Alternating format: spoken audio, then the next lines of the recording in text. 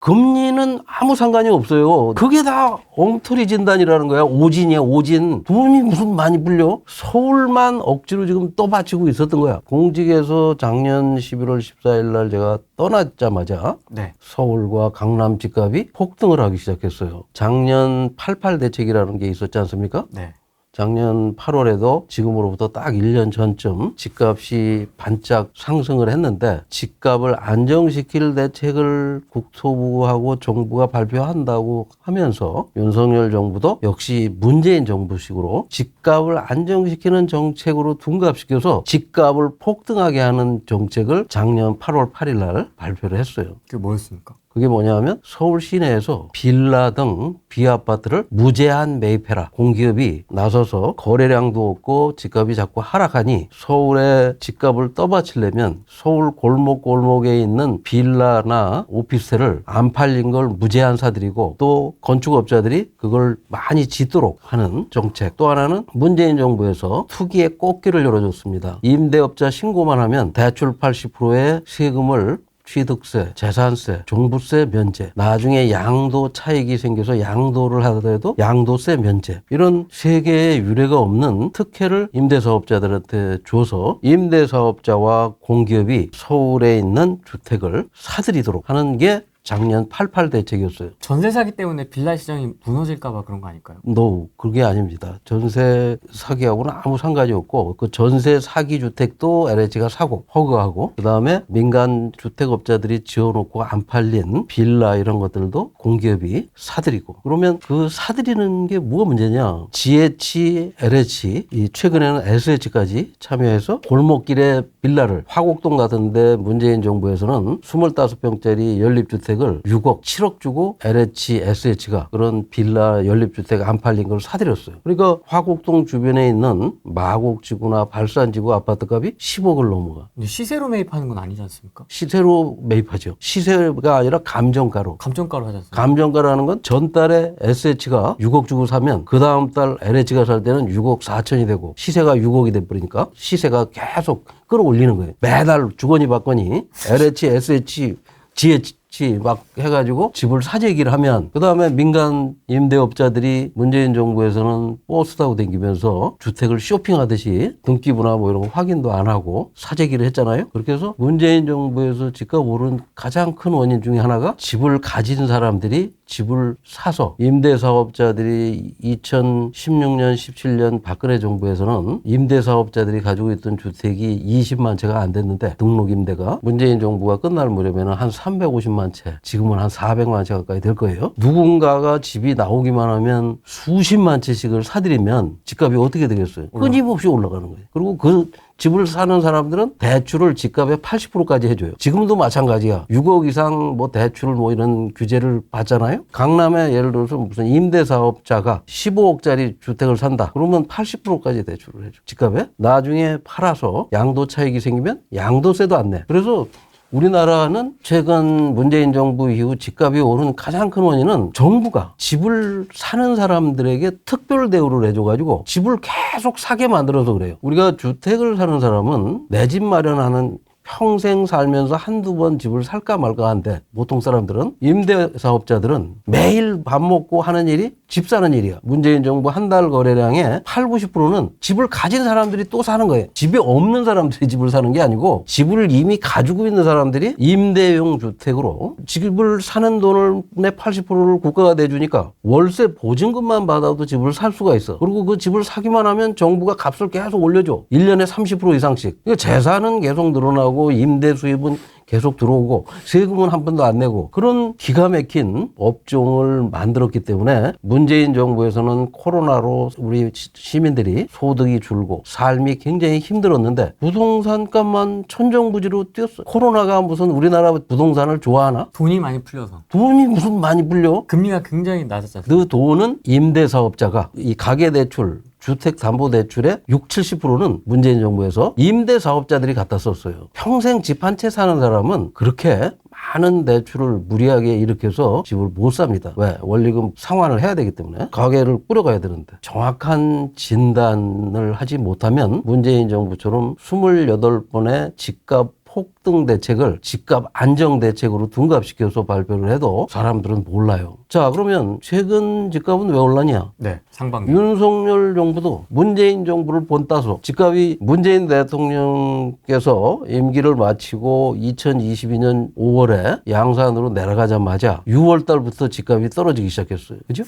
사람들이 집을 안 샀어. 그래서 윤석열 대통령이 취임하자마자 집값이 떨어지기 시작했어요. 그러면 윤석열 정부가 뭐 특별히 집값을 떨어뜨릴 대책을 발표한 게 있습니까? 없습니다. 없어요. 종부세 깎아주고 세금 깎아주고 대출도 나중에는 규제를 풀어서 2년 동안 집이 너무 안 팔리니까 거래가 없으니까 집값이 하락하니까 무슨 디딤돌 대출이다 뭐 이런 정책금리로 아주 저리로 돈을 빌려줘서 특례. 집을 사도록 유도를 했다고. 그런데 그래도 집값이 안 올랐어. 한 2년 동안은. 근데 작년 연초부터 봄부터 정확히 말하면 원희룡 국토부 장관이 그만두고 후임자였던 박상우 전직 LH 사장을 했던 박상우 장관이 취임하자마자 LH를 시켜서 서울 수도권에 빌라나 비아파트를 무제한 사들여라. 원희룡 장관은 내 돈이면 안 산다라고 해서 원희룡 장관 시절에는 LH가 빌라나 이런 미분양 아파트나 이런 걸 사질 않았어요. 한 1년 반 동안. 안 사니까 남아있던 예산이 어마어마했어. 1년에 한 4만 채를 사들이는데 한 3만 채 예산이 남으면 하나에 3억씩만 해도 한 10조 정도의 예산이 남는 거예요. 남아있던 예산을 무제한 풀어서 작년부터 LH, GH 이런 데서 서울에 빌라나 안 팔린 오피스텔이나 이런 걸 막 매입하기 시작했어요. 문재인 정부 때처럼 서울 골목골목에서 집값이 꿈틀거리기 시작했고 서울은 거래량이 늘고 거래가가 는다고 매주 국토부가 부동산을 시켜서 찌라시 언론들에게 기사거리를 줘. 거래량이 늘고 있다. 거래량이 늘었다. 거래가도 올랐다. 또 강남이나 서초 어디에 신고가가 나타났다. 이러고 맨날 언론들이 그런 기사를 매주 쓰니까 사람들이 이것도 뭔가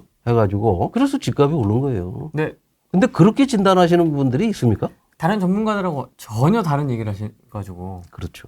네. 왜? 저는 직접 거기서 목격을 했고 제가 3년 동안 임기 중에 SH공사나 LH공사는 토지를 싸게 취득해서 저렴한 주택을 좋은 집을 줘가지고 공급하라고 만든 회사지 남이 개인들이 지은 집장사들이 지은 뭐 빌라나 이런 걸 매입하라고 만든 회사가 아니에요. 주택 매입공사가 아니야. 택지 개발을 해서 좋은 아파트를 지어서 저렴하게 공급해서 서민 주거 안정을 시키라고 만든 회사지. 아니 화곡동 같은 골목길에 개인들이 지어서 6억 7억 부르니까 아무도 안 사가는 그런 주택을 매입해다가 지금 2, 3년째 공가로 놔두고 있어요. 그걸 전세를 놔야 되는데 아무도 안 들어와. 6억 주고 샀으니까 3억 정도의 전세를 받아야 되는데 3억에 내놓으면 사도 3억밖에 안 되는 집을 6억 주고 사가지고 3억에 놓으니까 아무도 안 사는 거지. 그런 집들을 한 달에 수천 개씩 공기업이 사들이고 있어. 거기다가 민간 임대업자 신고만 한 사람들이 또 집을 계속 사게 하는 정책을 쓰니까 작년부터 집값이 뛰기 시작해서 금년에는 좀 지역이 확산됐죠. 작년 88 대책을 보면 확실히 알 수 있는 게 88 대책은 서울 뭐 서초하고 뭐 어디다 신도시 새로 지정을 한 거예요. 신도시 새로 지정한 거는 문재인 대통령이 2018년에 3기 신도시 지정한 게 오늘 처음으로 남양주 왕숙지구에서 첫 번째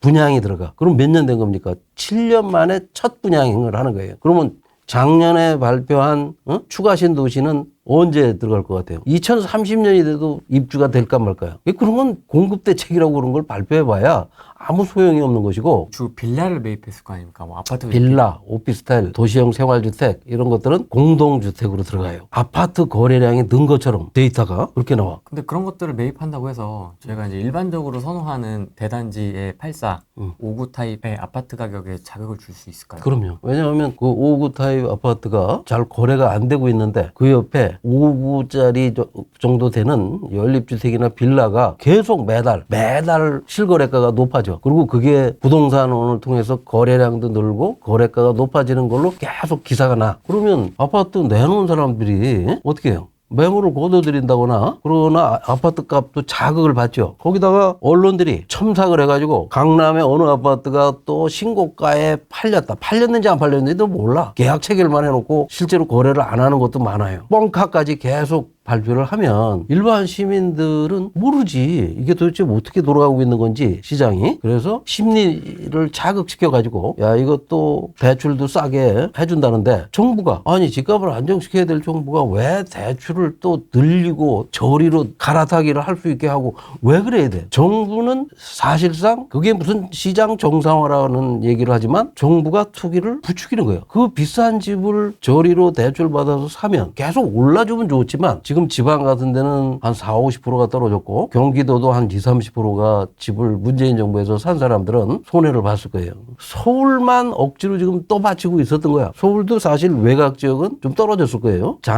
작년부터 금년 지금 현재까지 나타나고 있는 현상은 정부가 박상호 장관이 최상목 경제수석을 하다가 기재부 장관이 된 사람. 이 사람은 입만 열면 무제한 빌라 매입하라는 게 그 부동산 대책회의에서 하는 얘기. 아니 정부가 빌라를 뭐 매입해다가 어디 해외에 수출할 것도 아니고 그걸 왜 자꾸 사? 나라 세금으로. 그거 때문에 좀 집값이 올랐다고 보시는 거예요? 집값이 직접적 영향을 줬죠. 거래량이 는 것 같고 거래가가 높아지는 것 같고 하는 착시 현상을 준 거야. 그 매입이 어떤 결정적인 요인이었다. 그렇죠.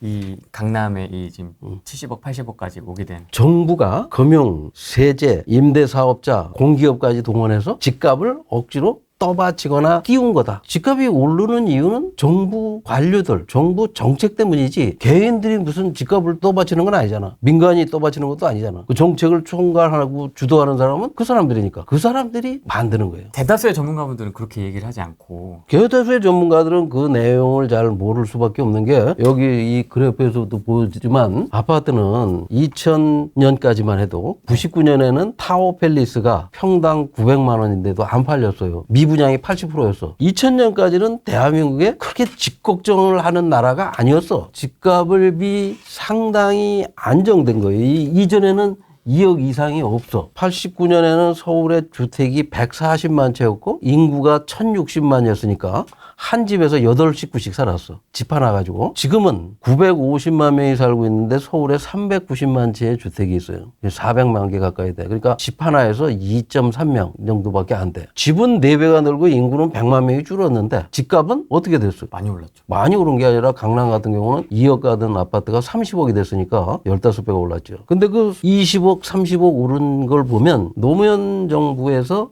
음마 아파트가 10억이 오르고 이 이명박 박근혜 정부 때 음마 아파트가 한 5억이 떨어졌어요. 5억 떨어져서 한 11억, 12억 가던 음마 아파트를 문재인 정부에서 얼마까지 했어요? 27억까지 올렸어. 15억을 올려줬어. 노무현 대통령이 10억, 문재인 대통령이 15억. 올려준 거예요? 올려준 거지. 올라간 게 아니고. 올라간 게 아니고 올려준 거야. 올려준 거. 왜 누가 어떻게 해서 올렸는지는 내가 나중에 설명을 드릴게요. 정부가 얼마든지 안정시킬 수 있는 거를 오르게 만들었어. 윤석열 정부도 1년 동안 작년과 금년 초 탄핵으로 대통령직을 내려놓고 지금 정권이 바뀌었지만 네. 어쨌든 1년간 떠받쳤어요. 누가? 최상목, 박상우 이런 사람들이 대통령실에 있는 사람들하고. 근데 2년 동안은 괜찮았지 않습니까? 그때는 이 김원동 SH 사장이 원희룡 장관이 빌라 매입을 안 했어. 아, 재직 중이실 때. 예, 내가 있을 때. 내가 안 한 게, 그게 문제인데. 그게 집값을 끌어올리는 건데, 그걸 안 하니까. 빌라 업자들이 빌라를 짓겠어요? 안 짓겠어요? 안 짓지. 안 팔리니까. 안 사가니까. 민간인들은 개인적으로 빌라 같은 거 잘 사요? 안 사요? 안 사요. 안 사잖아. 그럼 누가 사? 임대를 놓으려고 하는 임대업자나 특혜를 받은 임대업자나 공기업이 사들인다고. 그것도 내가 SH 사장으로 가기 내 전임 사장은 1년에 5,000개, 6,000개씩 샀어. 엄청난 양이에요. 근데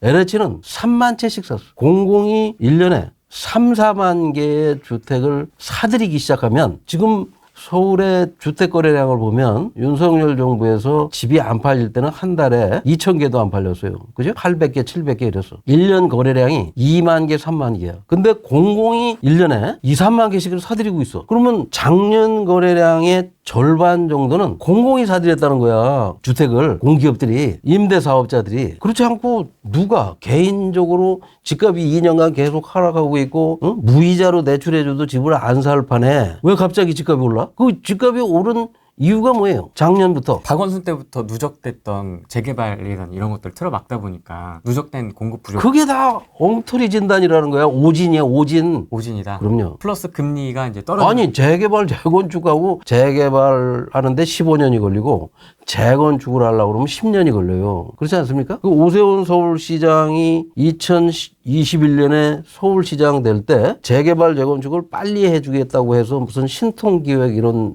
조치를 했잖아요. 네. 그 신통기획으로 지금 공사 착공한 데가 있어요, 없어요? 모르겠네요. 없어. 그건 모르겠어요. 5년 됐는데 아직 착공한 데가 한 군데도 없어요. 앞으로도 내가 보기에 착공하려면 5년 더 걸려서 한 10년쯤 돼야 겨우 착공을 해. 그래서 재개발, 재건축해서 나오는 거하고 이 집값 오르는 건 아무 상관이 없는 거야. 상관이 없습니까? 그럼요. 그런 엉터리 진단에 엉터리 또 처방을 내리니까 부작용으로 집값이 오르는 거야. 이번 정부에서도 공급 부족에 대한 건 인지는 하고 있는 것 같은데요. 그 공급 부족이라고 했잖아요. 윤석열 정부가 들어서서 한 달에 매물로 나와 있는 게 18만 개, 10만 개가 지금 시장에 나왔는데 거래되는 거는 1,000개, 2,000개도 안 돼. 그러니까 값이 어떻게 돼요? 공급이라는 건 주택이 우리나라에는 5천만 명이 살고 있고 2,200만 채의 주택이 지금 있어 현재. 한 사람이 20년에 한 번씩 이사를 가면 1년에 100만 채 이상이 시장에 기존 주택이 매물로 나와서 거래가 돼야지 20년에 한 번씩 이사를 가는 게 돼. 그러면 한 달에 평균 10만 채의 주택이 거래가 이루어지는 게 정상적인 거래예요. 근데 지금 거래량이 얼마예요? 윤석열 정부 들어와서는 거래량이 1년에 100만 채가 거래돼야 되는데 1년에 거래되는 양이 20만 개도 안 돼. 기존 주택이. 즉 7, 80만 개는 팔고 싶어도 못 팔아. 자기가 자기 이름으로 집을 가진 사람은 1,180만 명, 1,200만 명이야. 주택은 2,200만 개가 있는데 그럼 1,000만 개는 누가 가지고 있어? 집을 가진 사람이 또 가지고 있는 거야. 1,000만 채 중에 공공, LH나 SH가 가지고 있는 주택이 200만 개예요. 그럼 800만 개는 누군가 개인이 가지고 있어. 그중에 문재인 정부에서 임대사업자가 갖게 한 거는 박근혜 정부 때 임대사업자가 가지고 있던 게 10만 채에서 문재인 정부 임기 말에는 350만 채가 됐어. 문재인 정부 5년 동안 임대사업자가 300만 개의 주택을 사들였어. 그럼 5년이니까 1년에 5, 60만 개씩을 샀어. 임대사업자들이. 그 사람들은 대출을 80% 해주고 세금을 한 푼도 안 매겼어. 그러니까 서울대 그 이중구 교수나 이런 사람들이 투기꾼에게 꽃길을 열어줬다. 꽃길을 가게 해준 거야. 근데 일반 시민들은 그냥 집 하나 살려고 그러면 온갖 계획을 다 세우고 이것저것 따져보고 자금 조달 방안도 세워보고 하다 보면 결국 기회를 다 놓치고 집값은 계속 뛰고 사람들이 조바심 나게 만들고 그런 사이에 그 임대사업자들은 버스를 내절해가지고 주택 쇼핑을 다녔다고. 그래서 동네마다 가가지고 누군가가 찍어주는 데를 가서 매물을 보지도 않고 무슨 싹쓸이를 한 거예요. 그건 문재인 정부 때 지금 이게 그 문재인 정부 때.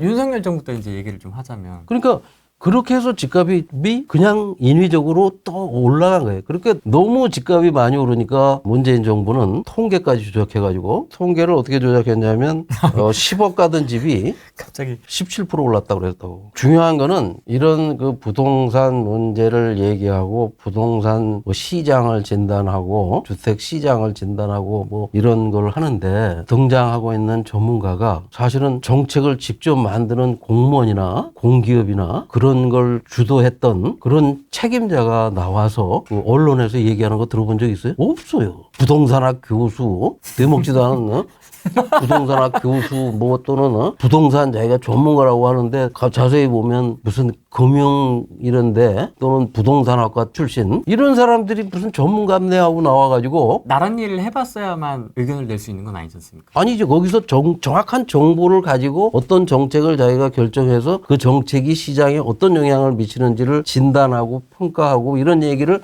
사실대로 잘 해줘야 구독자들이나 이 대부분의 사람들이 이해를 할 수가 있는데 아니 그런 걸 직접 해보지도 않은 사람들이 나와가지고 나타나고 있는 현상만 가지고 무슨 공급 부족 이래 뭐 하더니 금리는 아무 상관이 없어요. 문재인 정부에서 9억 이상은 아예 대출을 금지시켰어요. 그죠? 15억 아닙니까? 9억 이상짜리 주고 대출을 아예 금지시켰다고. 2020년에 국회의원 하던 양모 씨가 어떻게 했어요? 새마을금고 제2금융권에 가서 8, 9%짜리 대출을 11억을 받아가지고 사업자금으로 대출을 자기 딸 이름으로 받아다가 그걸로 서초동에 아파트를 사는 거야. 왜? 그 아파트를 사면 집값이 더 오를 것 같으니까. 그런 용기를 낼 수 있는 사람은 뭔가 정확한 정보를 가졌거나 그런 그룹들이란 말이에요. 내가 경실련에 있을 때 분석을 했지만 우리나라의 그 부동산 정책을 결정하는 국회의원들, 고위 관료들, 정치인들, 청와대 대통령 참모들 분석을 해보면 보통 시민들의 재산이 평균 5, 6억이에요. 우리나라. 근데 그 사람들은 대부분 다 4, 50억이야. 그 중에 일부는 집이 3채, 5채가 있어. 자, 집이 3채, 5채가 있는 사람이 그 잘못됐다고 얘기하는 건 아니에요. 그런 사람은 부동산 임대 사업을 하면 돼. 근데 그 사람이 왜 고위 공직에 가서 국민이 위임해준 권한을 가지고 집값 끌어올리는 짓만 하게 놔두느냐는 거야. 그 사람이 자기 집값을 떨어뜨리겠어요? 자기 재산을 반토막 내겠어? 국토부 장관했던 변창흠